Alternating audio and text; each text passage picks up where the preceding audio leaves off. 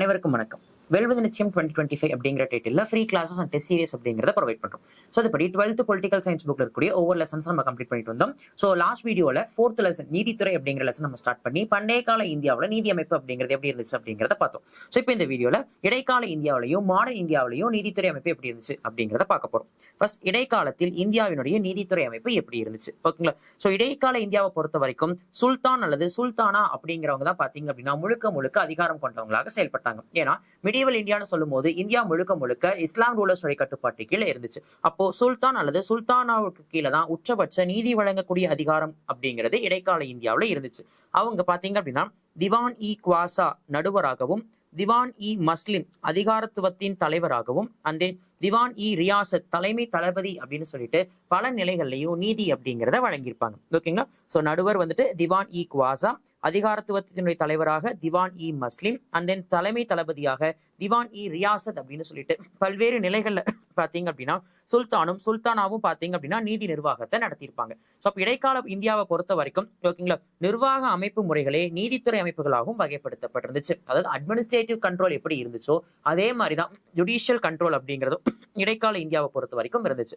So medieval இந்தியால capital, மண்டலம், மாவட்டம், பர்கானான்னு சொல்லக்கூடிய வட்டம், கிராமம் அப்படின்னு சொல்லிட்டு ஒவ்வொரு அடிப்படையிலுமே நீதித்துறை அப்படிங்கிறது இருந்துச்சு. ஓகேங்களா? மெயினா சுல்தானுடைய கட்டுப்பாட்டுல இருக்கிற தலைநகரத்துல மொத்தம் 6 வகையான நீதிமன்றங்கள் அப்படிங்கிறது செயல்பட்டு வந்துச்சு. ஓகேங்களா? சோ மன்னர் நீதிமன்றம், மேல்முறையீட்டு உச்ச நீதிமன்றத்தை வந்துட்டு திவான் அல் மசாலிம் அப்படின்னும், அண்ட் தென் குடிமையியல் வழக்குகளுக்கான உச்ச நீதிமன்றத்தை திவான் இ ரிசாலத் அப்படின்னும், மாநில தலைமை நீதிமன்றத்தை சத்ரே ஜஹான் நீதிமன்றம் அப்படின்னும், தலைமை நீதிபதி நீதிமன்றம் மற்றும் தேச துரோக வழக்குகளுக்காக திவான் இ ரியாசத் அப்படின்னு சொல்லிட்டு 6 வகையான நீதிமன்றங்கள் அப்படிங்கிறது சுல்தான் மற்றும் சுல்தானா இருக்கக்கூடிய தலைநகர பகுதிகளை நிறுவப்பட்டது.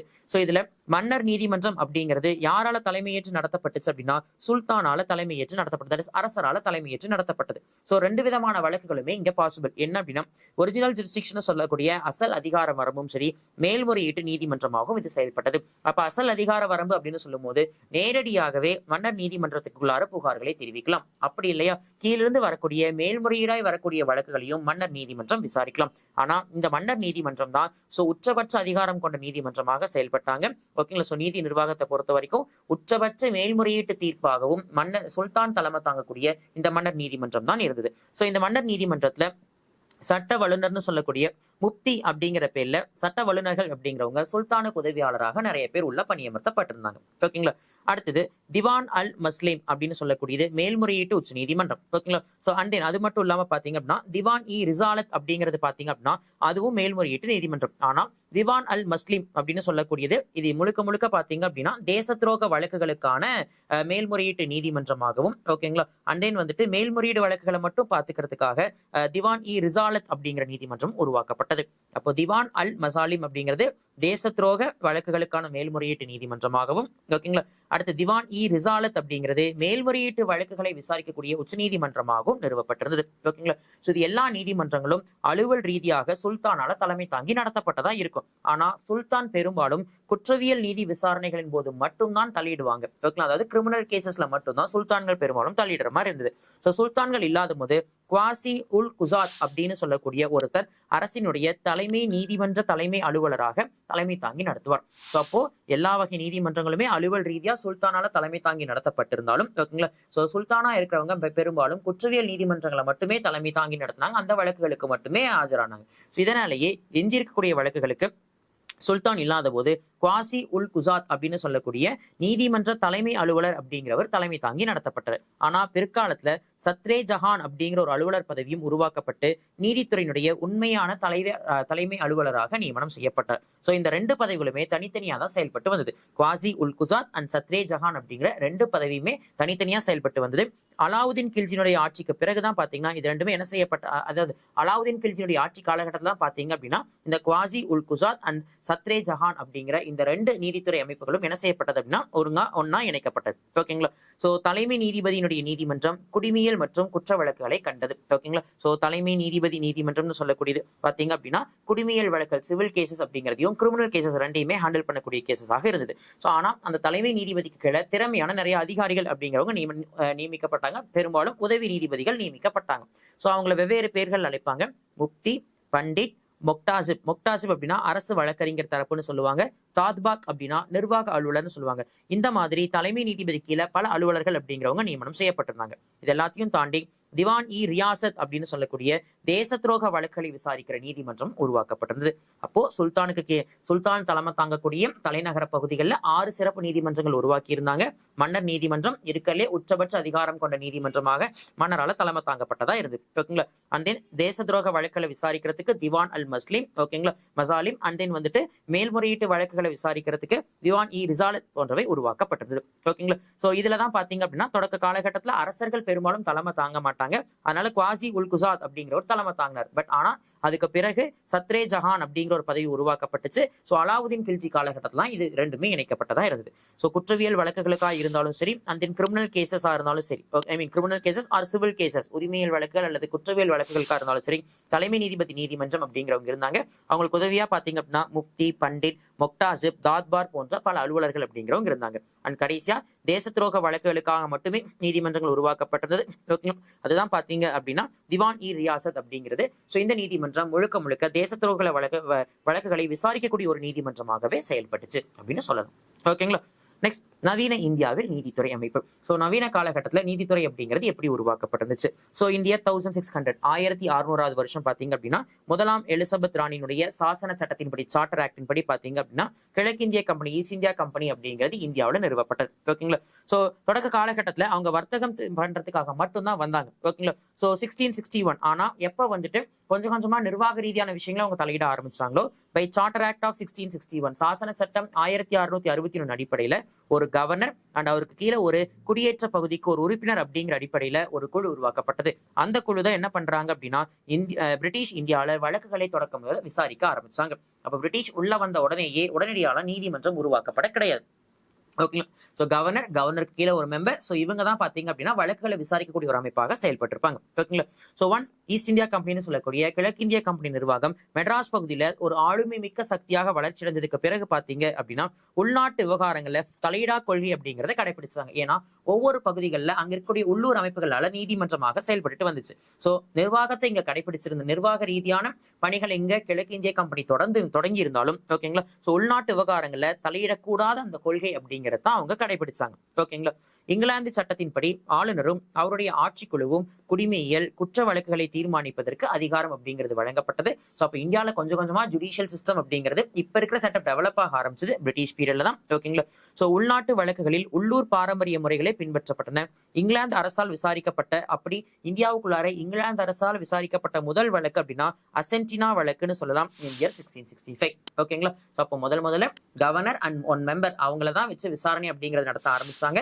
ஸோ உள்ளூர் பகுதிகளில் அந்தந்த அமைப்புகள் சார்ந்தவங்களால நீதிமன்றம் உருவாக்கப்பட்டு நீதி வழங்கப்பட்டது. அதுல பிரிட்டிஷ் எந்த விதமான தலையீடுகளையும் செலுத்திக்கல. ஓகேங்களா. ஸோ கொஞ்சம் கொஞ்சமா என்ன பண்ண ஆரம்பிக்கிறான் அப்படின்னா, சோ இங்க இருக்கக்கூடிய லா எல்லாத்தையும் எனாக்ட் பண்ண ஆரம்பிக்கிறான். அப்படி இங்கிலாந்து அரசால் விசாரிக்கப்பட்ட முதல் வழக்கா எது மாறுது அப்படின்னா 1665 நடந்த அசென்டினா வழக்கு அப்படிங்கிறது மாறுது. சோ அப்ப யார் கவர்னரா இருந்திருப்பாங்கன்னா பாக்ஸ்கிராஃப்ட் அப்படிங்கிறவர் தான் அப்ப கவர்னராக இருந்திருப்பாரு. 1678 பாக்ஸ்கிராஃப்ட் அப்படிங்கிறவர் மாற்றப்பட்டு சிரைன் ஷாம் மாஸ்டர் அப்படிங்கிறவர் மெட்ராஸுடைய புதிய ஆளுநராக நியமனம் செய்யப்பட்டிருப்பார். ஓகேங்களா. சோ அதுக்கு பிறகு மெட்ராஸ் நீதிமுறை அப்படிங்கிறதுல நிறைய சேஞ்சஸ் மறுசீரமைப்பு அப்படிங்கிறத பண்றாங்க. ஓகேங்களா. சோ இவ்வளவு நாள் பாத்தீங்க அப்படின்னா ஆளுநரும் ஒரு மெம்பரும் இருந்தாங்க. அவங்க தான் நீதி வழங்கக்கூடிய நீதி வழக்குகளை பார்த்துட்டு இருந்தாங்க. அதே ஆளுநரும் ஒரு உறுப்பினரும் இருக்கக்கூடிய அந்த பகுதியே நீதி வழங்கக்கூடிய அதிகாரம் இருக்கக்கூடிய அந்த அமைப்பை என்னன்னு மாத்துறாங்க அப்படின்னா உயர்நீதிமன்ற ஆட்சிக்குழு அப்படின்னு சொல்லிட்டு மாத்துறாங்க. அது மட்டும் இல்லாம நீதிமன்றத்துல வழக்காடு மொழியாக எதுவும் உருவாகுது, ஆங்கிலம் அப்படிங்கிறது உருவாக ஆரம்பிக்குது. சோ உயர் நீதிமன்ற ஆட்சிக்குழு அப்படின்னு சொல்லி பெயர் மாற்றப்பட்டு நீதிமன்றங்கள்ல ஆங்கிலம் அப்படிங்கிறது வழக்காடு மொழியாக உருவாக்கப்படுது. இது மட்டும் இல்லாம வணிகர்கள் வந்துட்டு கடல்கள்ல ஏதாவது குற்றத்துல ஈடுபட்டாங்க அப்படின்னா அந்த குற்றங்களை விசாரிக்கிறதுக்காக கடற்படை நீதிமன்றம் அப்படின்னு ஒன்று அமைக்கணும் அப்படின்னு சொல்லிட்டு 1683 கொண்டு வந்த சார்ட்டர் ஆக்ட் வழிவகை செய்து 1687 கொண்டு வந்த சார்ட்டர் ஆக்ட் அப்படிங்கிறது சென்னை மாநகராட்சி மெட்ராஸ் மாநகராட்சி அப்படிங்கறத அமைப்பதற்கும், ஓகேங்களா, அதோடு மேயர் நீதிமன்றமும் இணைக்கப்பட்டது. சோ இதுவே மெட்ராஸ் நகரத்தின் நீதிமன்றமாக, அதாவது வழக்கு மன்றமாக செயல்பட ஆரம்பிக்கப்பட்டது. ஓகேங்களா. இதுதான் 1688 பாத்தீங்க அப்படின்னா மெட்ராஸ் கார்பரேஷன், சென்னை மாநகராட்சி அப்படின்னு ஒன்று உருவாகிறதுக்கு காரணமாக அமைஞ்சிருக்கும். ஓகேங்களா. அண்ட் தென் பாம்பே நீதிமன்றம் துறை. ஓகேங்களா? ஸோ பாம்பேயை பொறுத்த வரைக்கும் பாம்பேனுடைய நீதி நிர்வாகத்தை பொறுத்த வரைக்கும் கிழக்கிந்திய கம்பெனி அப்படிங்கிறது ஆதிக்கம் செலுத்துறதுக்கு எந்த ஆண்டு இயற்றப்பட்ட சட்டம் வழிவகை செஞ்சதுன்னா 1668 1668 இயற்றப்பட்ட சட்டம் வழிவகை செஞ்சது. அப்ப இந்தியாலேயே ஆங்கிலேயருடைய நீதித்துறை அப்படிங்கிறது இனிஷியேட் பண்ண ஆரம்பிச்சது எங்க அப்படின்னா மெட்ராஸ் மாகாணத்துல தான். அதுக்கு பிறகுதான் பாம்பே கல்கத்தா போன்ற மாகாணங்கள்ல அதிகரிச்சிருக்கும். ஓகேங்களா? ஸோ 1668 கொண்டு வந்த அதிகார சட்டம் அப்படிங்கிறது பாம்பேல ஆங்கிலேயனுடைய நீதித்துறை அதிகாரம் செலுத்துறதுக்கு அனுமதி அப்படிங்கிறது வழங்குச்சு. அண்ட் 1672 1678 உருவாக்கப்பட்ட அந்த பிரகடனம், அந்த உத்தரவு அப்படிங்கிறது ஆங்கிலேய சட்டத்தை பம்பாயில அறிமுகப்படுத்தியது. மேலும் பம்பாய் நீதி வழங்கும் அதிகாரம் கொண்ட நீதித்துறை புதிய மத்திய நீதிமன்றத்தை நிறுவியது. ஸோ அப்போ 1668 பாம்பேல நீதி வழங்கக்கூடிய அதிகாரம் உருவாகுது. 1672 ஆங்கிலேய சட்டம் எங்க அறிமுகப்படுத்தப்படுது? பாம்பேல அறிமுகப்படுத்தப்படுது.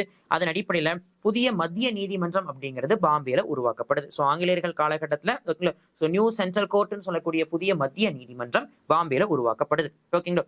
ஸோ ஆங்கிலேய சட்டத்தினுடைய பயன்பாடு அப்படிங்கிறது ஐரோப்பியர்கள் மற்றும் ஐரோப்பியர்கள் நலன்கள் சார்ந்த விவகாரங்களுக்கு பொருந்தக்கூடியதா இருந்துச்சு. ஸோ பிரிட்டிஷனுடைய லா அண்ட் ஆக்ட் அப்படிங்கிறது யூரோப்பியன்ஸை ஃபாலோ பண்றவங்களுக்கும் பொருந்துற மாதிரி இருந்து. ஓகேங்களா? பட் ஆனா இந்தியன்ஸ்க்கு அது பொருந்துற மாதிரி இல்ல. சோ இந்த நீதிமன்றமானது குடிமியல், குற்றவியல் மற்றும் நிரூபிப்பு வழக்குகளில் அதிகார வரம்பை சொற்படுத்தியது. ஓகேங்களா? சோ அப்போ பிரிட்டிஷனுடைய லா அண்ட் ஆக்ட் அப்படிங்கிறது யூரோப்பியன்ஸ்க்கு பொருந்துற மாதிரி இருந்தது, நமக்கு பொருந்தல.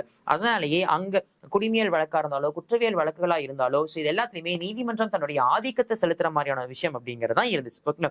இப்படியே கொஞ்சம் கொஞ்சமா பாத்தீங்கன்னா பாம்பேல நீதிமன்றம் செயல்பட்டு வந்தது. 1690 1690 ஓகேங்களா, முகலாயனுடைய கடற்படை தளபதியினுடைய படையெடுப்பு. அவர் பேர் என்ன அப்படின்னா சித்தி யாகூப் அப்படின்னு சொல்லுவாங்க. சித்தி யாகூப் அப்படின்னு சொல்லக்கூடியவர் முகலாய கடற்படையினுடைய தளபதி. அவரு 1690 பாம்பே அப்படிங்கறத கைப்பற்றார். ஓகேங்களா? அதனால நீதிமன்றம் அப்படிங்கிறது முழுக்க முழுக்க கலைக்கப்பட்டது. ஆஃப்டர் 12 இயர்ஸ் 12 ஆண்டுகளுக்கு பிறகு இந்தியர் 1718 1618 பாத்தீங்கன்னா மீண்டும் நீதி வழங்கும் அதிகாரம் பாம்பேவில் உருவாக்கப்படுது. அப்போ பாம்பேயை பொறுத்த வரைக்கும் 1668 சார்ட்டர் ஆக்ட் படி நீதி வழங்கும் அதிகாரம் உருவாக்கப்பட்டு 1672 உத்தரவுப்படி ஆங்கிலேயர்களுடைய சட்டம் பாம்பேல அறிமுகப்படுத்தப்படுது. சோ அந்த சட்டம் யாருக்கு சாதகமா இருக்கு? ஐரோப்பியர்களுக்கு சாதகமா இருக்கு.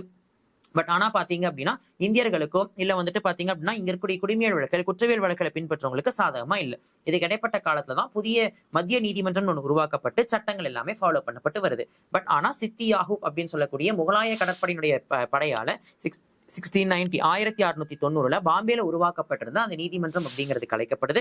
அதுக்கு பிறகு 12 வருஷம் கழிச்சு 1718 மீண்டும் நீதி வழங்கக்கூடிய அமைப்பு அப்படிங்கிறது பாம்பேல உருவாக்கப்படுது. ஓகேங்களா? சோ இந்த நீதிமன்றம் பாத்தீங்கன்னா குடிமியல் மற்றும் குற்றவியல் வழக்கு விவகாரங்கள் மீதான விசாரணை நடத்த அதிகாரம் கொண்டதாகும். சோ சிவில் கேசஸா இருந்தாலும் சரி, கிரிமினல் கேசஸா இருந்தாலும் சரி, இது ரெண்டுமே ஹேண்டில் பண்றதுக்கு அதிகாரம் கொண்ட ஒரு அமைப்பாக மாறுது. ஓகேங்களா? இந்த நீதிமன்றமானது வாரத்திற்கு ஒரு முறை தான் கூடுவாங்க. ஓகேங்களா? 1690s பிறகு பாம்பேல உருவாக்கப்பட்ட அந்த நீதிமன்றம் வீக்லி ஒன்ஸ் தான் மீட்டிங் கண்டக்ட் பண்ணுவாங்க. ஆனா அந்த வீக்லி ஒன்ஸ் கண்டக்ட் பண்ணக்கூடிய அந்த கோர்ட்டே பாத்தீங்க அப்படின்னா விரைவாக நீதி வழங்கக்கூடிய ஒரு நீதிமன்றமாக செயல்பட ஆரம்பிச்சிருப்பாங்க. ஓகேங்களா? இப்படிதான் கொஞ்சம் கொஞ்சமா பாம்பே ப்ராவின்ஸ், பாம்பே மாகாணங்கள்ல நீதிமன்றம் அப்படிங்கிறது டெவலப் ஆச்சு.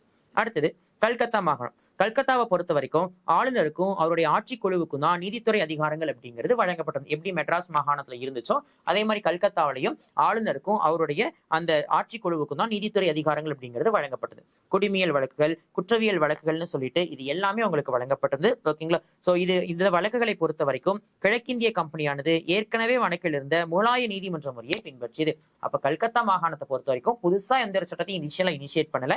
முகலாயர்கள் காலகட்டத்தில் எந்த சட்டங்களை ஃபாலோ பண்ணாங்களோ அதே சட்டங்களை தான் குற்றவியல் வழக்குகளுக்கும் சரி, அண்ட் தென் குடிமையல் வழக்கு, சிவில் கேசஸ்க்கும் சரி, ரெண்டுமே இம்ப்ளிமெண்ட் பண்ண ஆரம்பிச்சாங்க. ஓகேங்களா? ஆனா ஆங்கிலேயர்களுடைய டிஸ்ட்ரிக்ட் கலெக்டர்ஸ், மாவட்ட ஆட்சியர் மூலியமா 3ஆம் நடுவர் தீர்ப்பாயம் அப்படிங்கிறது பரிந்துரைக்கப்பட்டது. சோ குடிமியல் மற்றும் குற்றவியல் வழக்குகளை பாஜ்தாரி நீதிமன்றம் தலைமையேற்று நடத்த ஆரம்பிக்கப்பட்டது. அப்ப கல்கத்தாவை பொறுத்த வரைக்கும் முகலாயர்களுடைய சட்டத்தை தான் பின்பற்ற ஆரம்பிச்சாங்க. மாவட்ட ஆட்சியர்கள் தான் பாஜ்தாரின்னு சொல்லிட்டு தனி ஒரு நீதிமன்றத்தை உருவாக்கி குடிமியல் மற்றும் குற்றவியல் வழக்குகளை விசாரிக்கிறதுக்கான நீதிமன்றங்களை எஸ்டாப்ளிஷ் பண்ணாங்க. அப்போ கல்கத்தாவினுடைய நீதித்துறை நிர்வாகத்துல யாருடைய பங்களிப்பு ரொம்ப முக்கியமானதா இருந்தது அப்படின்னா மாவட்ட ஆட்சியர்களுடைய பங்களிப்பு அப்படிங்கிறது ரொம்ப ரொம்ப முக்கியமானதா இருந்தது. சோ கலெக்டருடைய ரோல் அப்படிங்கிறது யூஸ்வலா ரெவன்யூ கலெக்ட் பண்றதா, வருவாய் வசூலிக்கிறதா தான் இருந்துச்சு.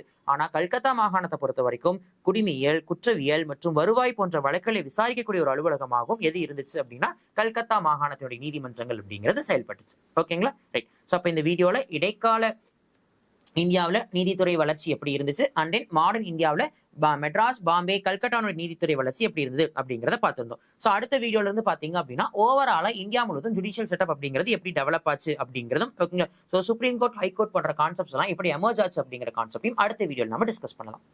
Thank you all.